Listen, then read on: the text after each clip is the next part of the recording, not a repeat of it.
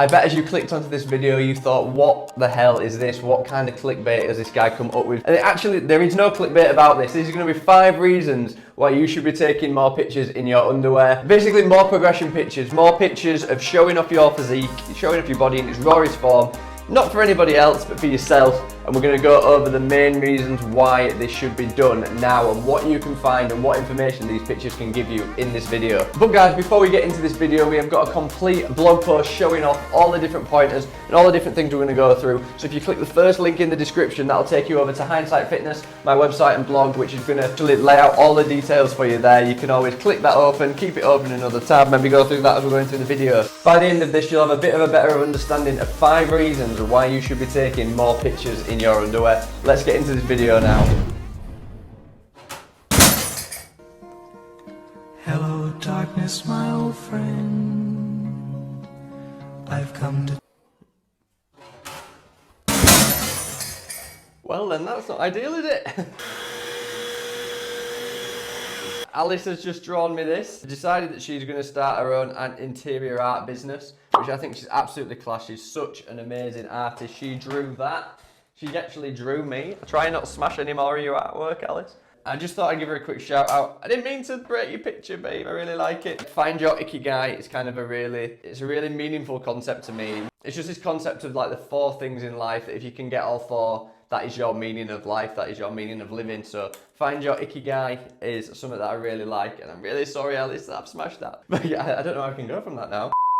Basically, the idea is that whole saying that a picture paints 1,000 words, is that right? Something along the lines of that? And a picture can tell you so much about your physique, your body, your imbalances, your posture, how you move, how you function. It can tell you so much. And I'm going to talk through how to recognize this and how to notice this in this video. So I think it's important, just before we get into the first point, to say how it is going to be best to take these pictures. So if you want to do this, you want to pause the video and go take your pictures now, you can go through the video using your pictures and see what things you can come up with. And you want to get your camera set up at about chest height. You want to be taking one from the front on, so it's your chest onto the camera. Then you want to be taking sides on, so standing side to side, and then one picture from the back as well. And we'll go through why this is so important. You want it to be as full body as possible. Get your full body into the picture, and you can use these pictures to learn so much about your own body.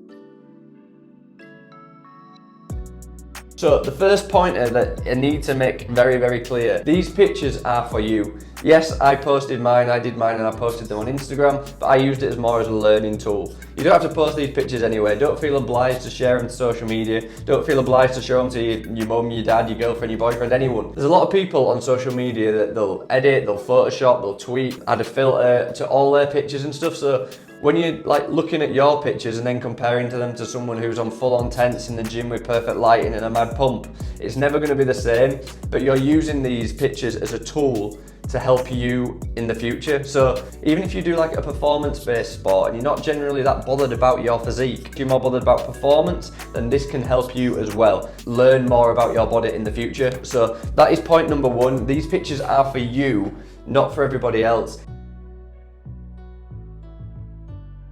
Point number 2 and point number 3 are linked quite closely together, and I'm going to talk about both of them now, and then we're going to go into some examples, and we're going to use some of my pictures and some of the stuff that I used on this Instagram post that give me the idea for this video as well. So posture in itself, your posture is just how you hold yourself day to day. So we want to look at like different elements of the body. So from how you stand, what is the position of your neck, are your shoulders rounded, does your spine bend, does it curve? Does it weave? I don't know, like anything. Do you do a loop-de-loop? It's like anything that how you stand normally is your posture. But we do have an ideal posture, but it is going to be different for everyone. Everyone's functional levels are going to be different, and we're not too bothered about it being bob-on accurate. Everyone has the same, but we want to work things out that are going to inhibit our performance, and this is what we can tell from looking at your posture. And number 3 is going to be symmetry. So of course we're all left-handed, right-handed. I'm left-handed. I'm one of them weird people that I'm left-handed when it comes to writing and throwing or doing anything with one hand, and then I'm right-handed when I play golf. When I played lacrosse, I was right-handed. When I batted at cricket, I was right-handed. So it's weird, like I'm a little bit of both. Doing things dominant to one side is going to create imbalances, and it's going to create symmetry issues throughout the body. So it's important to make sure that we can look at them, see them. Do we need to work more on some single leg work? Do we need to work more on maybe loosening off this certain side or whatever like that? So these two pointers together, the posture and the symmetry, work in harmony in a sense to make sure that we can work as neutral as we can. So my laptop's died. Video's going great so far. Laptop's died and I've smashed a picture. What we are going to do here, guys, is I'm going to jump onto the computer with the beautiful world of editing, and we are going to look on Photoshop, and I'm going to go over some of my pictures and some of my issues from my progression pictures, and we can work from there to hopefully help you guys find some different pointers on yours as well. So let's do this. 3, 2, 1, and we are in. We are in. We are in. So as you can see, guys, what I'm going to be doing is I'm going to be using this little selection tool here, just to circle around different areas that I see me changing. So this bit here, anyone get me a new face? But anyway, guys, so looking at this, the first desymmetry, what do you call it? Asymmetry. The first thing that doesn't look right here is my shoulders. If you see, we've got this kind of straight diagonal line going up my shoulders here. My collarbones don't sit right, and you might sit here that my actual collarbone itself sticks out a little bit. What I can tell from this here is obviously I've had an injury there, which obviously I know because it's me. I dislocated my collarbone from my chest, which is a horrible dislocation, but I managed that, so I am now stuck with that prominency for life, and the chances of it dislocating again are quite high if you get it operated on, so it's better off just staying there. But what that causes in itself is this like diagonal line along my shoulders there, and this trap and this shoulder to sit slightly higher, and you'll see it a little bit more when I go into my back pose. This causes a lot of tightness into this side of my neck because your traps are a big like triangle muscle coming down here and then coming down again to your upper and your lower traps. So as you'll see on my back, that'll be a different issue. So if we go quickly here, you can see on this side sitting higher here that I've got a lot more tension. You can see the definition a little bit more in my trap, and that's just from the tightness that I hold there. Anyway, that's my shoulders, that's what I'm seeing around that area there. And then we move on to, we forget the stomach region. Lockdown has been the nicest for me. And we come into the knees. What I see a lot around the knees here is I hyperextend my knees a lot. So that means that you can see from this side on picture, hold them quite straight. When I extend my legs, they go over straight in a sense. And that causes a lot of tension to build up in my quads. So my quads and my hip flexors going all the way up there tend to get quite tight, whilst my hamstrings at the back, these little undeveloped babies at the back here, tend to be quite weak. And that's just something that I've got posturally that I can work on, and I see that I need to fight with and I need to work on. I need to make sure I'm building my hamstrings constantly. And then finally, if we just scroll down a little bit and look at my feet, I don't know if you can see here, but I slightly ever roll in on this left side as well. So it might just be where I'm stood, but on this picture in particular, I've noticed that I am rolling in ever so slightly. So slightly flat-footed there as well, which again can have a knock-on effect going all the way up. We come onto the side on picture, and what you want to look for in your side on picture is mainly a lot of spinal alignment. So you're looking down the body here, you're looking round the back. Do you get a nice bubble butt? And I'm just looking at that kind of posture and that alignment down the back there. So what I've got here is I'm holding my head a little bit further forward, and I think this is a little bit more positioning, but you can see I do have this curve, this kind of little bit of a bend around this area of my neck. So I would be saying that this is probably from being on my computer a lot, looking down at my computer, and I'm getting like this protraction, this really forward movement of my head when I want to be kind of over exaggerating a little bit, but I want to be more on top of my shoulders. So that is what I'm seeing in that little bit there. And that is kind of the main thing I'm seeing, maybe a slight rotation forwards in the shoulders, but nothing too major there. And then coming around to the back, what I will be seeing, again, imbalance is definitely some kind of postural issue, imbalance at the back. I know in fact that that's a slight scoliosis that I've got, and that is built from tightness around here and then some issues that I've got going on with my hip. But you can see that taking these progression pictures and seeing these different things, you can utilize them and you can learn about your body that little bit more. There's also something going on here from my triceps. So if you didn't see that shoulder at the side here, this bit, and then you look at the back picture, then you can see that that shoulder's sitting up and that shoulder is slightly rounded forward there as well. So that is potentially having an effect on the tricep length. So I've got more definition in my tricep here than I do here. And I will be saying, because I'm stood relaxed, that looks like a healthier tricep than what that does. So there's something going on around that left shoulder that isn't sitting right. And as we know from my injury on my right side here, it's a compensation issue. There's some tightness going on there because I'm using that side to protect the other side. So that's a little bit of like show and tell my different ones. I've got a couple that I haven't seen or I haven't assessed properly yet, which I'm going to go over quickly and just kind of blast through and show you some different points that I'm potentially noticing. So my good friend Luke has just launched his YouTube channel as well. So let's get Luke's front on picture. Where is it? Here we are. So Luke's front on picture, he just launched his YouTube channel. I'll put his link in the bio so you can go subscribe to him. If you've known us from the LA Obsession days, you know who Luke is. He doesn't need any kind of introduction. But from Luke's pictures, what do I see? Front on is pretty good. Maybe could do with a couple more leg days though, the size of them quads. I'm only kidding, Luke. I'm only kidding. But front on, it looks pretty good. There isn't really much to see there, I think. Potentially I can see something going on in the neck being quite up and forward, but we'll look at that kind of on the other sides. But shoulders perfectly level, over pronation, maybe slightly in the shoulder, he's coming over a little bit more, but his tattoo helps disguise that a little bit. But yeah, no, like you can see, yeah, I think this shoulder is slightly pronating more. As you can see, like the gap here is ever so slightly smaller between his bicep and his chest. And you can see that in his shoulder there, that it's ever so slightly coming down that little bit further forward in comparison to that side. But then let's have a look at his back picture here. So kind of from what I was saying there about his shoulder, look at this bit here, around tension area there, compared to this. It might be ever so slight, but he has got more tension and he's got a little bit more muscle bulk sitting around this trap here, which would tell me that he's got some kind of issue with his shoulder there. And I think that just needs a little bit of work, probably a tight chest. I know that Luke loves his chest days, so potentially a little bit of a tight chest. Working on his posture, maybe, as you can see here in this lower back, I'll zoom in.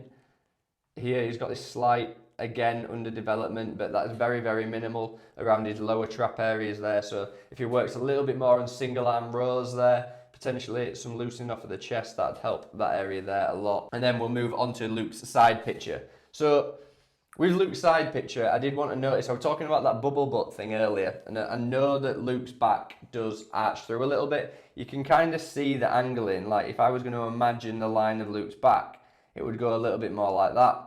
So as much as he doesn't overpronate and it's not too bad, I wouldn't be surprised if Luke gets really tight in his lower back. And I can see that slight line there because it's overusing his lower back to keep him holding up straight and stuff like that. And I know Luke's got a super strong core. Well, he used to have a super strong core. He didn't train it as much, but if he gets a little bit more core engagement, that'd sort out that lower back issue straight away. Pretty good apart from that. And then the last thing I notice here is we have a gamer. So I know that this is something that's really common from working from home and people that play a lot of Xbox, PlayStation and stuff like that. So you get what you call a pigeon head. So your neck, you're looking at the screen, you're trying to play, whipping people's ass on Call of Duty, and you get your head closer and closer to the screen.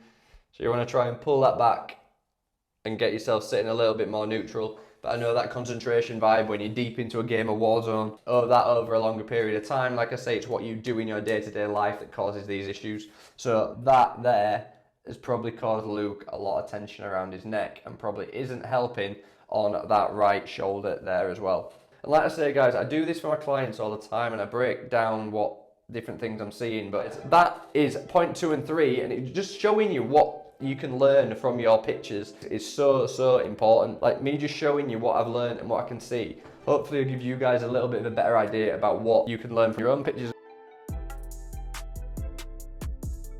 The next one is going to be physique. So this is one for like you bodybuilders and you people that are wanting to help the muscle growth and the muscle gain. That is what these areas are going to be. So obviously taking these pictures, you can see what areas need developing, where you potentially need to target you something like more focus of your weight training. So I know I did this a lot with my coach when I competed during my bodybuilding competition, and I'll pop some of my progression pictures up on the screen now, as you can see me going through the competition. It's so important that I brought up these certain areas. So my weakness areas were my back and my deltoids, and I really tried to bring them up throughout the course of my prep for the competition, and it was really useful tool. It kind of almost gives you that little bit of accountability as well. So that was really good for me there. So you can use it for your physique, and it's a good way to track, not only in muscle building, but in weight loss as well. You can watch your progression, and that leads me nicely onto point number 5, and the last point, which is motivation. Taking these pictures is motivating, and it is so important to not get lost in looking at yourself in the mirror every day when you're going through a fitness journey, a fitness transformation, or whatever you're doing, because you don't see the changes when it goes day by day. But taking these pictures weekly, maybe every fortnight or so, you can look back and you can see, oh, I've improved in that area, I've lost weight there, that bit looks more defined, that bit's getting a bit bigger. That bit can be really, really helpful and a useful tip to stay motivated. So, because the one thing that I say, going through my weight loss journey, losing 30 kilos, if you want to watch that video, you can click on the link up here.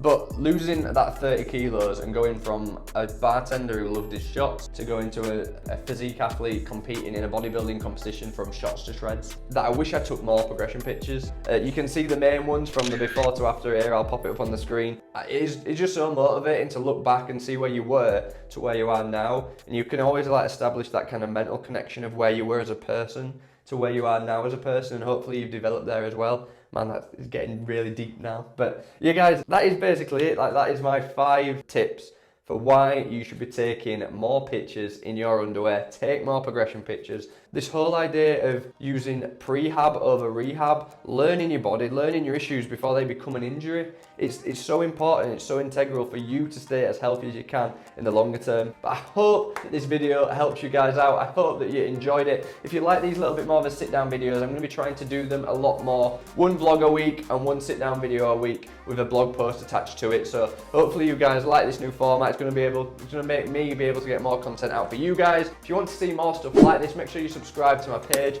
hit that notification bell. But the new videos are going to be out every Thursday and every Sunday for the foreseeable future. If you want more day-to-day updates, go over and follow me on Instagram.